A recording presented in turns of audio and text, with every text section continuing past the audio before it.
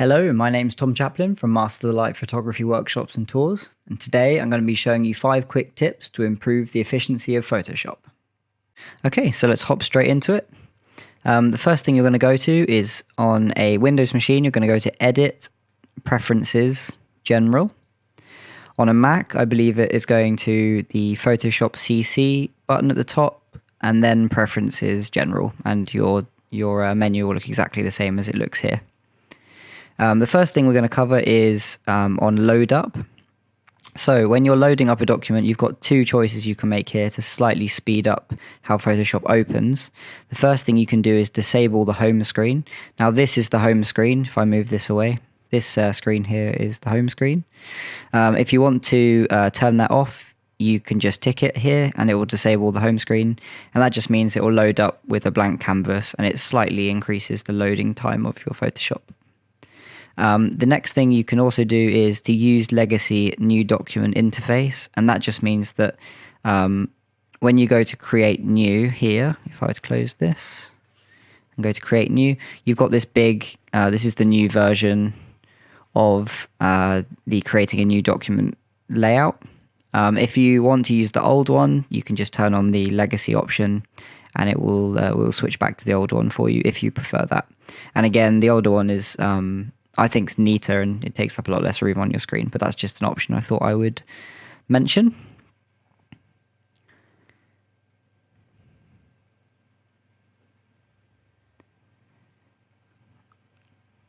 Okay, so the next thing we're going to cover is performance. So if we go down where we're on general at the moment and we click down to performance, we've got a few things we can change here.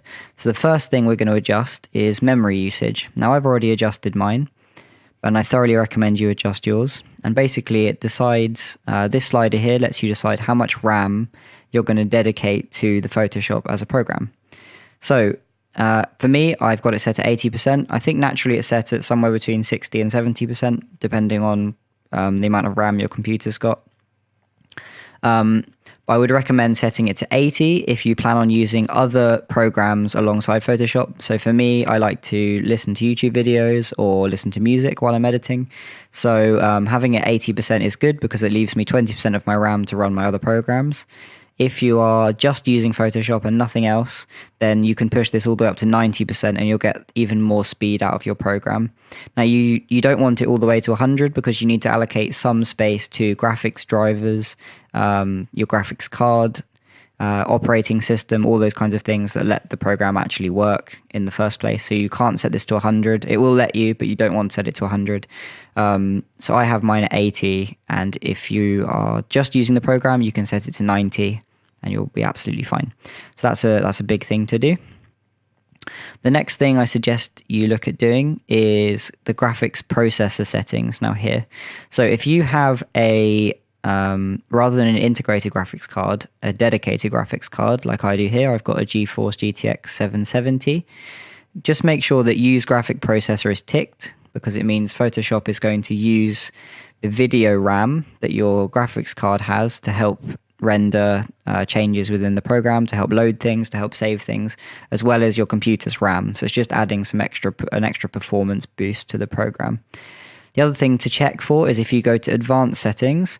Now, if you have a newer, I'm saying newer, but something within the last 3 or 4 years, graphics card wise, something from NVIDIA or AMD, the use OpenCL option here should be available to you. I recommend ticking it because it's going to improve the saving and loading times of photographs or documents, whatever you're working on.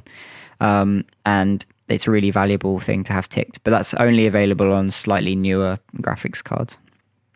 The other thing to also do is make sure that your drawing mode is set to advanced. It may naturally be set to advanced, but I wouldn't change it from this because you're going to have, this will be the fastest option.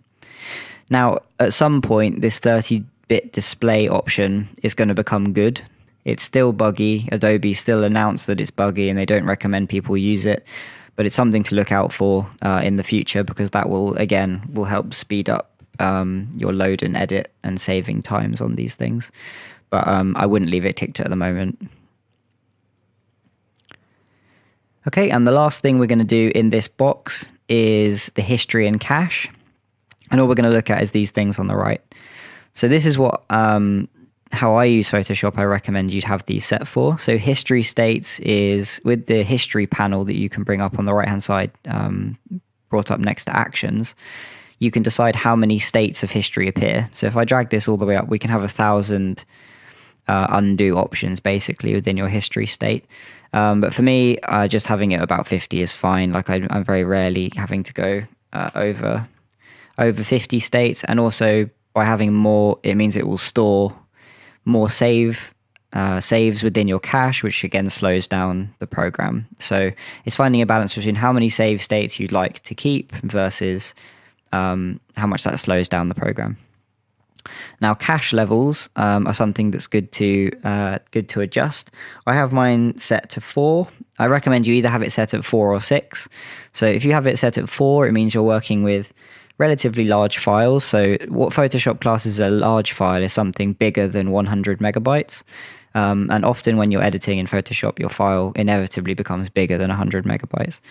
So if you are working on files of that size regularly, then I recommend setting your cache level to 4.